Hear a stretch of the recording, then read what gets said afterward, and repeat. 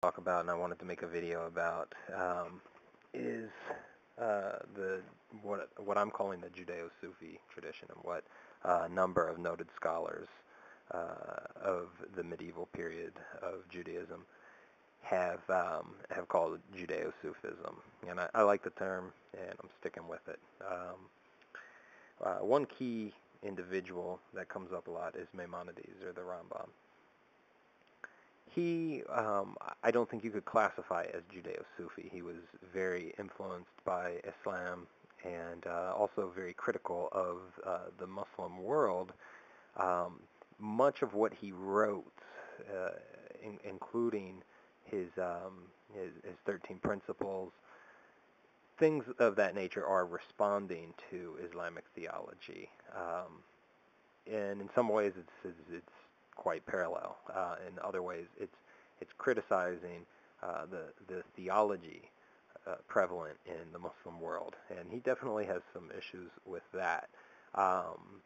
Now, from the outset, I'm going to state that I absolutely reject what later emerged, that was attributed to him, that I consider pseudo-epigraphical, the Epistle to Yemen. There are a number of problems with it. One being that the person in it who is purported to be him contradicts what he says in the Mishnah Torah about the non-supernatural nature of Mashiach. In the Epistle to Yemen, the person who is it's being said is him, talks about Mashiach as being the supernatural sort of Christian Christ figure. This is diametrically opposed to what he writes in the Mishnah Torah. That's one example. It's also the only place that we see him really talking in a very sort of mean-spirited way about Muhammad, or about the roots of Islamic tradition, as opposed to what's going on in the Muslim world. It's highly unlikely that a person in his position would have, even if he thought these sorts of things, even written them. But what makes it increasingly more unlikely, as we come over here, is that his son,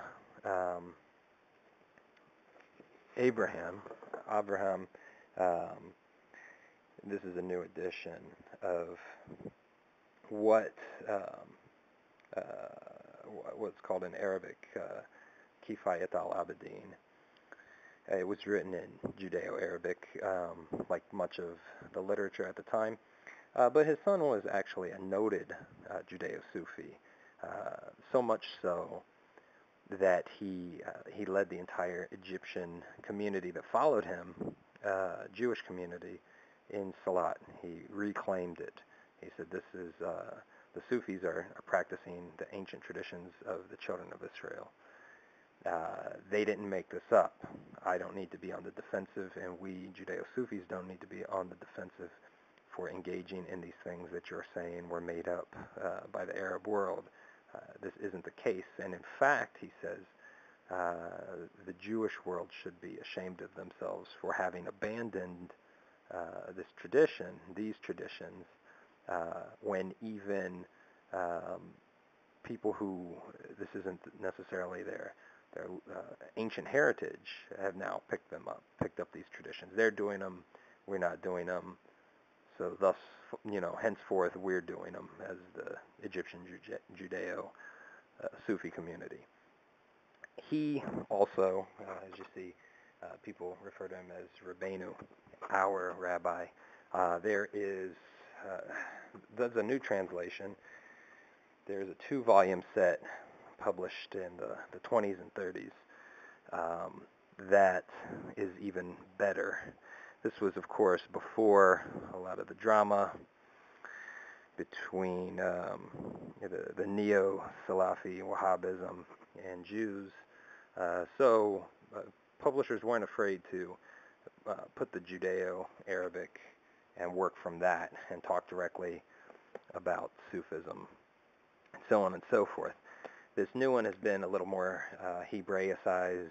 The author even admits that he's not working from the Judeo-Arabic. He doesn't know Judeo-Arabic. So I have some problems with this, but this is all you're going to find in print.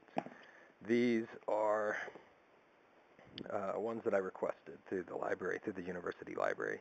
If you can get your hands on them, you should do it. In any event, talked about the term rabbeinu and how it's attributed to the Rambam's son.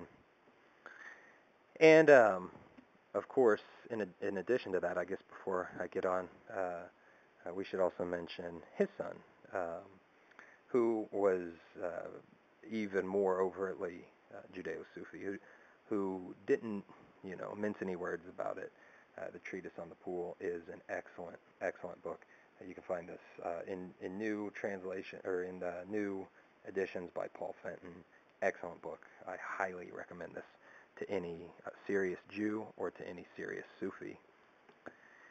Now, while what he does in there is he will use Sufi terminology throughout. It's very overtly Sufi in nature, but he's using all Jewish sources. Something that we find predating both him, his father, and his grandfather, the Rambam, is the duties of the heart. Al-Hidayah ila Fara'id al-Qulub. It's also known in Hebrew as Chovot ha-Levavot.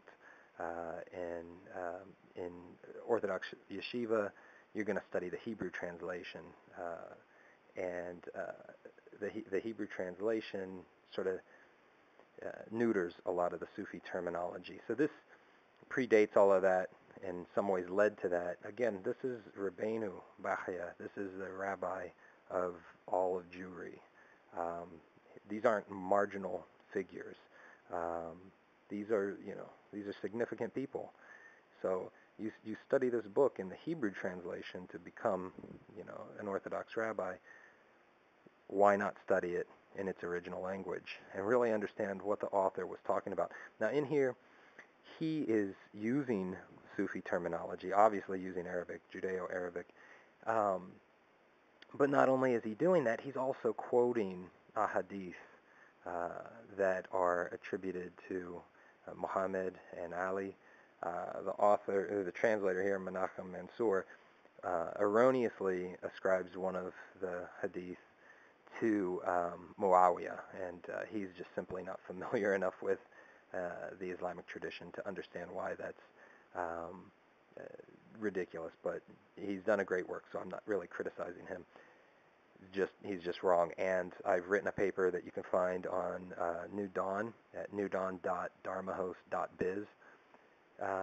Written a paper on this work. It was my honors thesis a while back. And it actually correctly identifies the hadith that he wrongly associates with Muawiyah.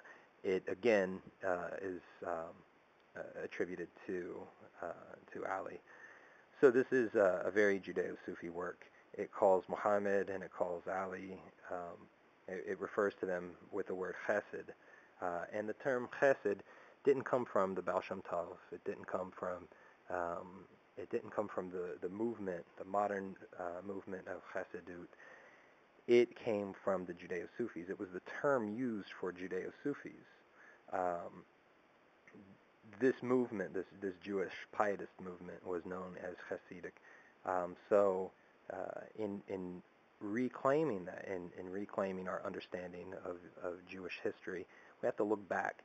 We have to look back before this sort of postmodern Jews hate Arabs and Arabs hate Jews mentality. And, no offense, I'm glad this guy put this out.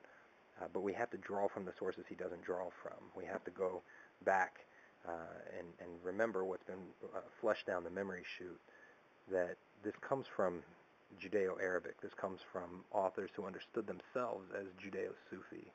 And yet they're universally recognized as some of the greatest minds in Judaism.